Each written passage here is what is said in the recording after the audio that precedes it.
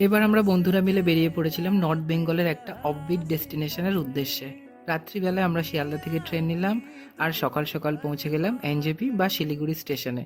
শিলিগুড়ি স্টেশনে পৌঁছে আমরা ক্যাব স্ট্যান্ডের উদ্দেশ্যে রওনা দিলাম, লাগেজ গুছিয়ে একেবারে সব নিয়ে রওনা দিলাম ক্যাব স্ট্যান্ডের দিকে। ক্যাব স্ট্যান্ড থেকে আমরা ক্যাব নেব এবং আমরা সোনাদার দিকে রওনা দেব। এই আমরা রওনা হয়ে গেলাম সোনাদার দিকে। পথে যেতে যেতে দুধারে সুন্দর সবুজ গাছপালা দেখতে পাচ্ছিলাম এবং খানিকটা দূর এগোনোর পরেই দেখতে পেলাম পাহাড়। পাহাড় পেরিয়ে কার্শিয়াংয়ে পৌঁছালাম। চারিদিকে কি সুন্দর চা বাগান হয়ে রয়েছে, একটা অপূর্ব অভূতপূর্ব দৃশ্য, চারিদিকে পাহাড় আর মনোরম দৃশ্য। এখান থেকে আমরা পৌঁছে গেলাম আমাদের আলটিমেট ডেস্টিনেশন যাবার উদ্দেশ্যে, সেটা হচ্ছে সোনাদা চটকপুর চেকপোস্ট। হ্যাঁ, এই চেকপোস্টেই করিয়ে নিতে হবে পারমিশন।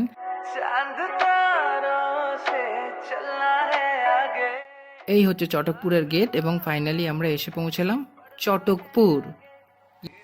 ইয়েস, এই চটকপুরটা একটা দারুণ জায়গা। এখানে রয়েছে গোটাকুড়ি বাড়ি, বলতে পারো হোমস্টে।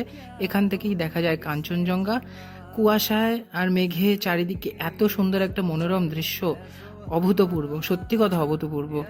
পরের ব্লগে নিয়ে ফিরছি চটকপুরে কি কি এক্সপ্লোর করার আছে সেটা নিয়ে। किसने जाना किसने जाना।